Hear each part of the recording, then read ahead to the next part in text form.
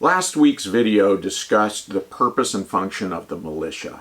And that created a lot of lively debate and discussion around its purpose. And yes, people recognized, said, of course, the private, unorganized militia's role is frankly, overwhelmingly, it's community support in times of natural disaster, natural or man-made disaster. That's primarily what it serves. But it does have a wartime role, and its wartime role, again, is primarily enabling and supporting operations such as reconnaissance and surveillance, logistics and transportation. It's far more involved there. Yet, people wanted to, rightfully, understandably, people wanted to point out the exceptions to that rule, that there are some dynamic cases where militia, American militia particularly, have carried out heroic offensive action in the form of ambush, raid, or deliberate attacks. And so I'm not going to deny that. This week's video, we're going to talk about the sin of overconfidence, that is the military's overconfidence. And what we will look at, frankly, are two exceptions to the rule of militia. That is, we will look at two cases where militia conducted attacks, offensive operations, and did so successfully against a professional military. We'll get more into that. But again, the topic here is overconfidence of a professional military. The term I'm going to use is the Rubicon Theory. So where's that come from? Well, the Rubicon is a insignificant river. River's a bit of a stretch of imagination. Never been there myself, but from what I understand, it's basically a stream. You can walk across this at different points, quite literally. So it is a river in northern Italy. And it becomes critical in the Rubicon Theory because it is that moment in 59 BC when Julius Caesar crosses the Rubicon River on foot with his army marching against Rome. And this, ushers in the Roman Civil War, and we see Rome, from the consequence of this, become an empire, a truly great empire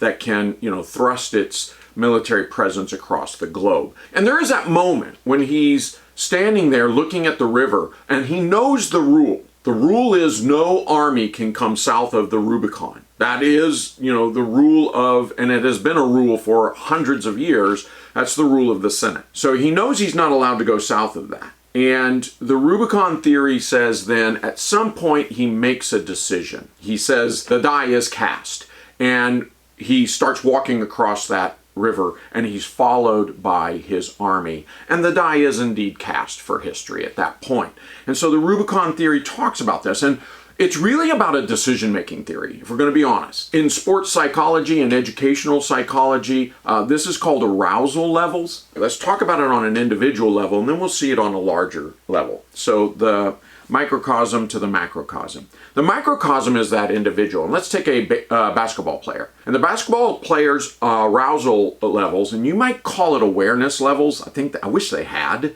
but in fact it is called arousal levels. So if you want to look it up and study it there. But what it is in simple terms is the basketball player is running down the court, and he's trying to take in a very broad perspective. That is, he's trying to become aware of everything he possibly can. And as he moves, or even stands still, he makes a decision of, oh, that's what I need to do next. I need to get the ball, I need to dribble the ball, I need to take the shot or pass the ball. And so whatever his decision is, the arousal level narrows to this incredible focus, no longer taking in data. Fighter pilots do this, gunfighters in battle do this, and certainly athletes do this. In fact, it was discovered in studies of athletes. That's that narrowing arousal level, or that awareness level, and that laser-like focus that says, I'm committed to this action, let's do it. Well, it turns out that on the macro level, militaries do this as well. Whole battalions and brigades and divisions and nations say,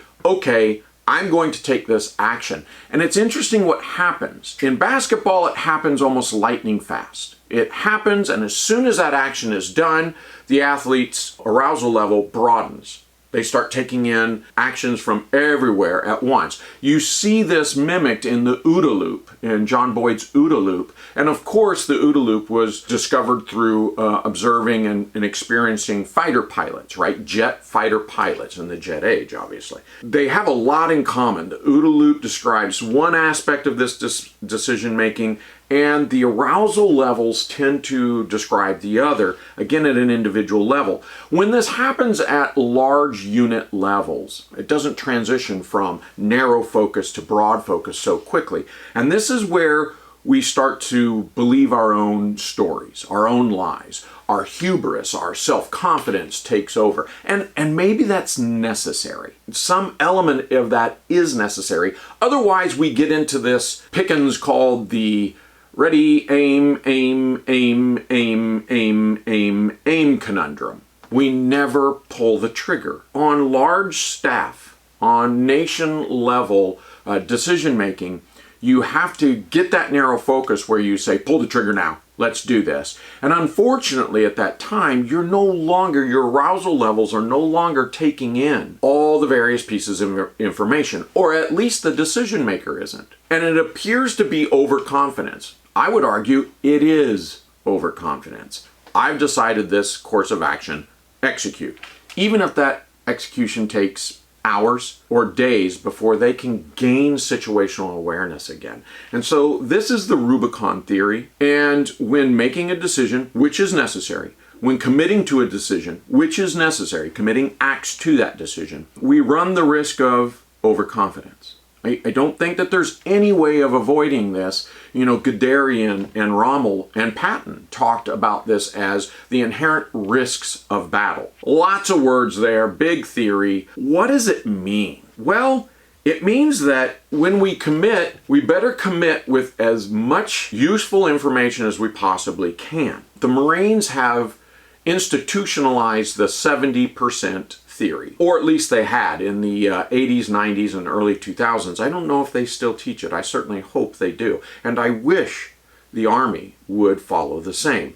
The 70% theory says, in order to avoid Rubicon Theory, in order to avoid the hubris of self-confidence, you must have as much good information before you make your decision. You must have reliable information and intelligence before you make your decision.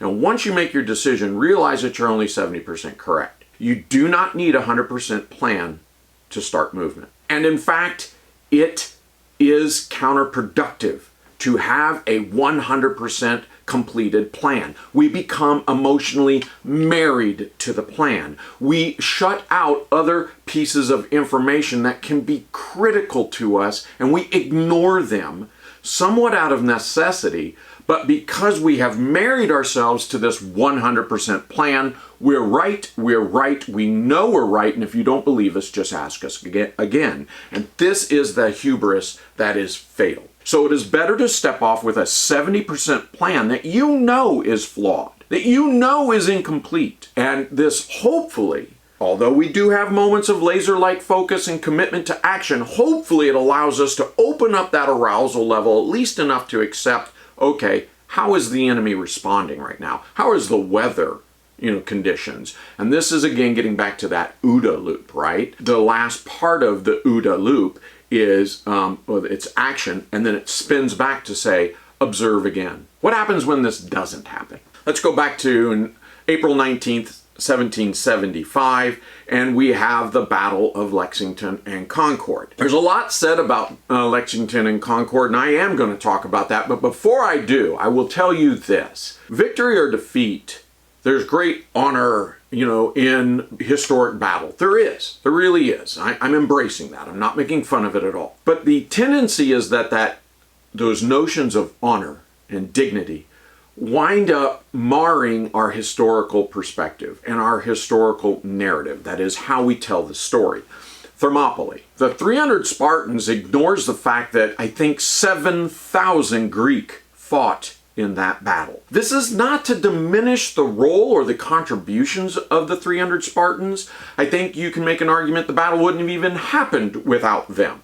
And their bravery and their impact on the battle is worthy of note from a historical perspective and from a warrior perspective. But it shuts down the size and magnitude of this commitment. And there were 7,000 Greek soldiers, Greek warriors, committed to that battle and trying to hold back a tide of anywhere, we're told, from 70,000 up to 150,000, depending on which historian you talk to. 7,000 versus 70,000 is still a 1 against 10. It's very clear who should win this battle. And in fact, let me remind you, it's not the Greeks that win. It's Xerxes' army from Persia that wins this battle. So even in defeat, there's still greatness there. Keep that in mind.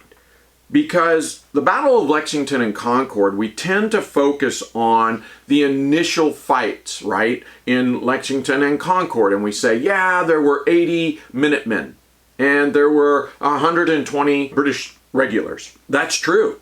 But over the course of this day, and it does turn out to be a very decisive defeat for the British and a very decisive victory for the American forces. And they are militia forces. There are, in total, there's only a little over 500 Minutemen in this battle. 500 of perhaps as much as 3,500 American warriors. The rest of them are quite literally private militia groups and even just good old farm boys and hunters who come out enraged. So that is to say, of the possible 3,500 Americans, patriots, that are taking place in this battle, very damned few of them have even had militia training or even part of a militia. Certainly not the beloved trained Minutemen who trained to a higher standard. So keep that in mind. You're going, wow, you've really just got enraged community members who banded together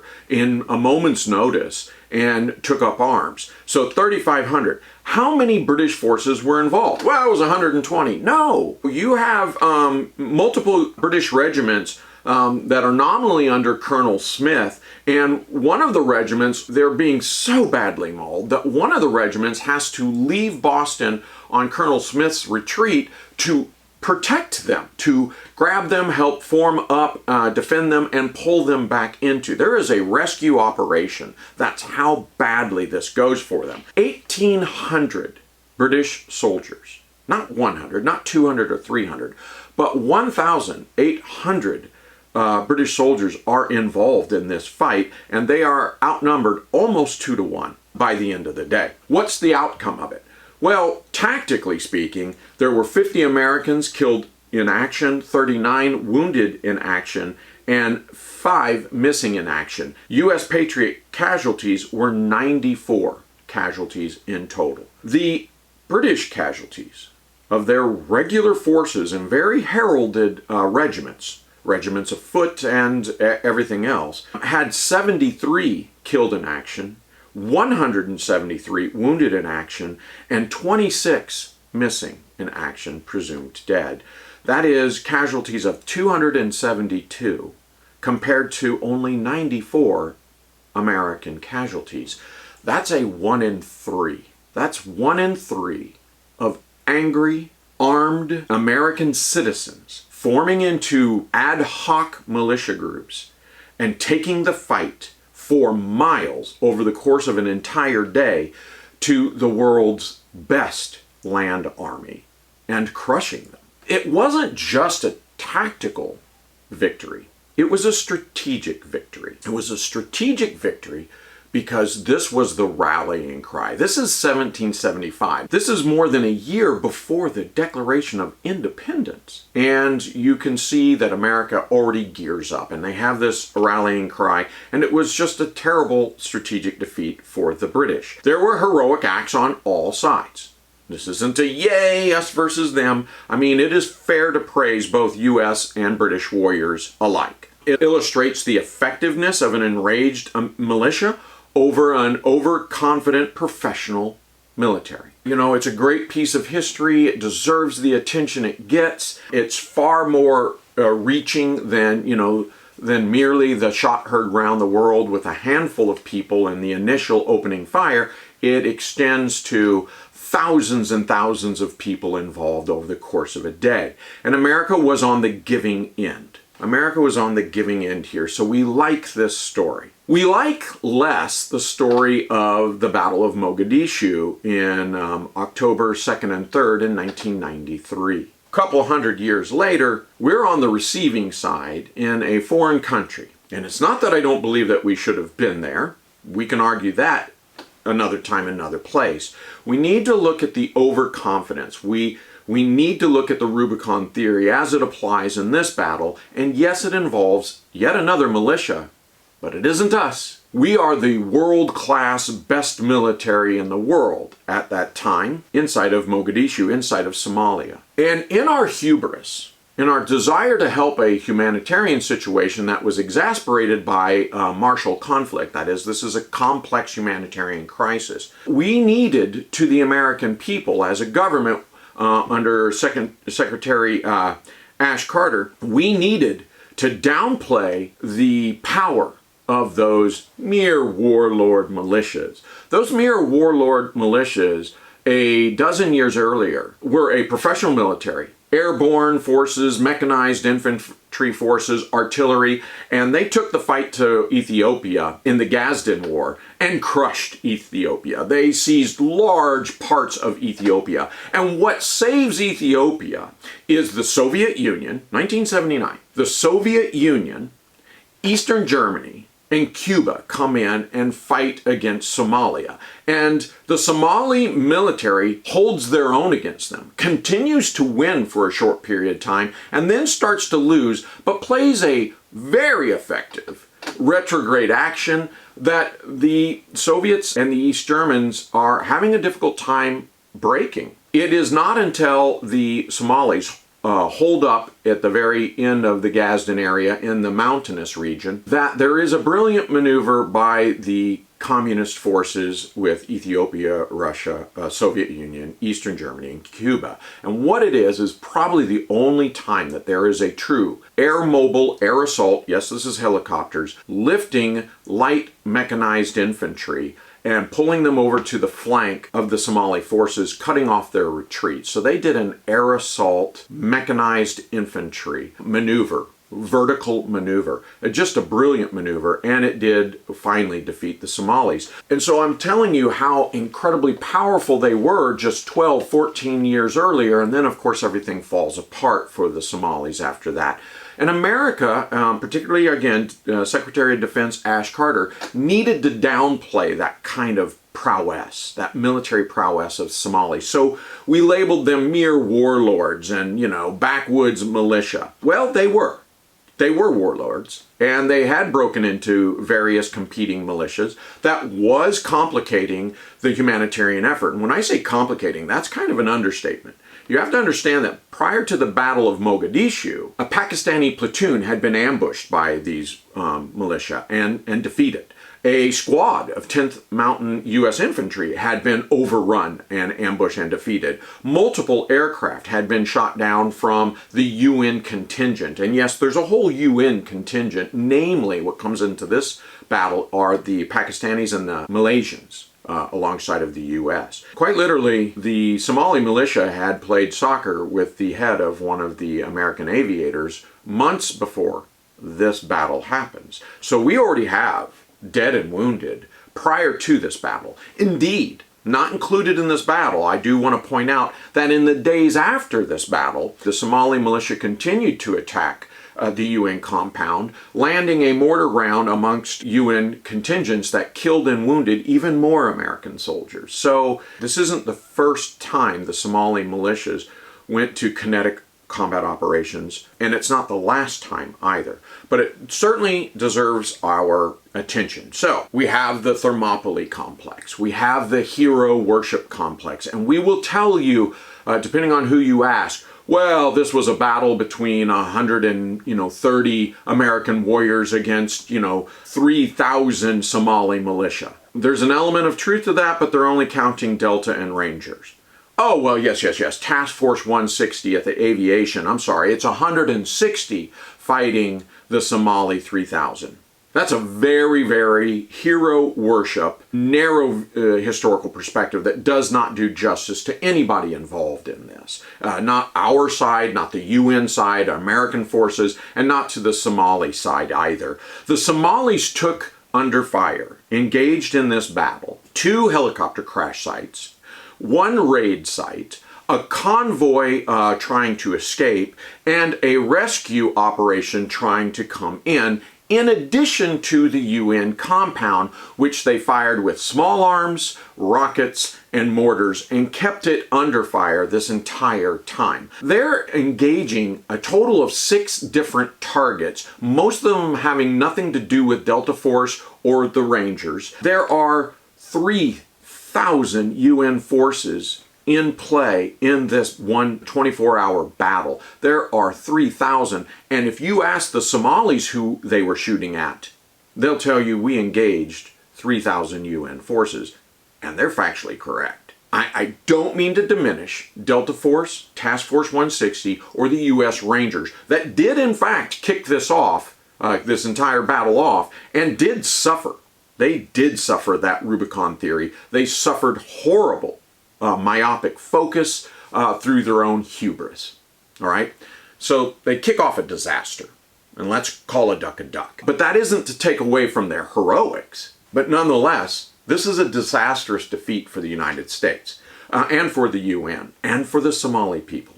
And Special Forces, U.S. Special Forces kicked it off. What's the outcome of this? We know it's roughly a 24-hour battle. We know, we've seen the movies and read the reports and saw eyewitness interviews. The Rangers and the Delta go in to seize Adid's lieutenants. They do successfully grab them, and then all hell breaks loose. 2 helicopters are shot down, and now there's this horrific standoff at 2 different sites, actually kind of stretched along more than that. A convoy trying to escape this with the captured that just gets horrifically mauled. And then there's a rescue operation that comes in. And let me point out that the rescue operation that is made up of the Pakistanis, the Malaysians, and the company of U.S. 10th Mountain pull off the only, I'm going to belabor this, they pull off the only successful mission of this operation and battle. The only U.S. or UN successful mission. The rest of them all meet in abject failure. What does it cost us? Let's look at the tactical level. The tactical level for UN casualties are 97, and that includes 19 dead KIA. It was 18, 1 died later. And 74 wounded in action of the U.S. 19 dead, 74 wounded. The Pakistani had 1 KIA and 2 wounded, and the Malaysians had 1 KIA. All right, so a total of 97 casualties. The Somali casualties, frankly, we don't know. Adid said that his militia lost 315 KIA, that's a staggering number, and 812 wounded in action. Staggering numbers. That's from his militia and associated militias. Right over there, you already have well over 1,100 casualties. But there are something along the lines of 400 additional civilian non-combatants killed and wounded in this, and that's an estimate. No one truly knows. But that brings the Somali casualties upwards above 1,500 casualties compared to 97, just south of 100 UN casualties. It's a very lopsided battle in a tactical level. And there is the successful rescue by the 10th Mountain, the Pakistani armor, and the Malaysian APCs, though indeed 2 U.S. UH-60 Black Hawk helicopters are lost, 2 U.S. Humvees are lost, are destroyed, and 1 Malaysian APC is also lost. So the Americans and the UN lose far more than just killed and wounded. They lose millions and millions and millions of dollars of equipment. By any military definition, it is the Somalis who hold the ground. In fact, they hold 1 pilot as hostage. They've taken him as POW. And they hold the ground the next day, and in fact several days, as I've already mentioned, they continue to bring the fight to the UN compound. That is certainly not the case for the UN forces, peacekeeping forces. They do not continue to take the fight to the Somalis. So It actually is although it's a Pyrrhic victory, it is nonetheless a Somali tactical victory. That's what you have. Well, why do I call it a strategic victory for the Somalis? Because that was it. Within months, there were no more Americans inside of Somalia. This was when America threw in the towel and admitted shameful defeat in Somalia at the hands of militiamen. And we back out in months.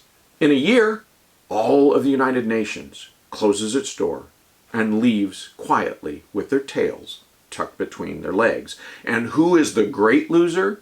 The Somali people we came to rescue. That's the nutshell, and what it means is this, that the hubris, the overconfidence of Secretary of Defense Ash Carter is that prior to this battle, the American forces and UN forces had the United States Marine Corps tank formations and infantry formations, and he dismisses them. He sends them home because, of course, the American forces can defeat Somali militia by batting their eyes, right? Well, obviously we found that's wrong. So it is that Rubicon Theory that's come into play here. There were heroic acts on both sides of the fence here, meaning that the Malaysians, the Pakistani, and the Americans, their warriors deserve great praise.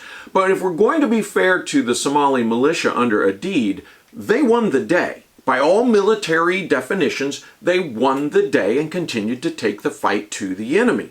So I think you have to praise some of the bravery and the leadership of the Somali militia as well. I am not championing Aidid. Let me be very clear. But I am recognizing the effectiveness of him, his leadership, and his militia. This does illustrate the effectiveness of an enraged militia and citizenry that came together against an overconfident professional military. And again, this battle was decisive in both the tactical and strategic sense of the word for the Somali militia. The great losers, of course, are the Somali people, who are still impoverished, hungry, and suffering a continuous never-ending civil war, or so it seems. I wanted to use these two militia exceptions to the rule, whereby the militia does in fact take the fight against a professional world-class military and defeats them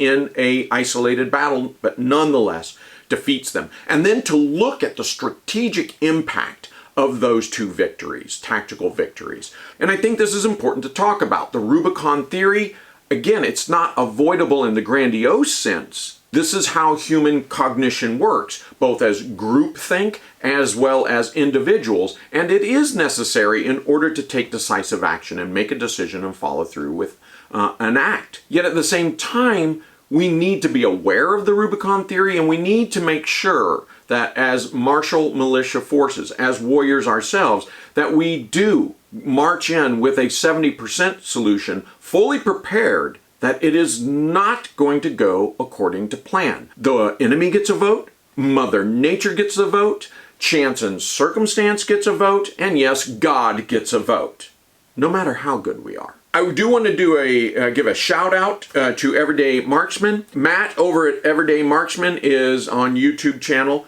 He's exploring minimal training of militia, and militia in the grandiose sense. He really means the citizenry, but certainly people who form into militia groups. He's looking at the minimal amount of training as well as the minimal amount of team structure and weaponry. And so he's saying, what is good enough? What will do? And under what circumstances does that work? And I think that's a fantastic discussion that follows, of course, this one and my previous video on the purpose and the role of the American militia. So I will leave a link in the description below, and do by all means give him a check out. Thank you for joining us, and I'll see you later.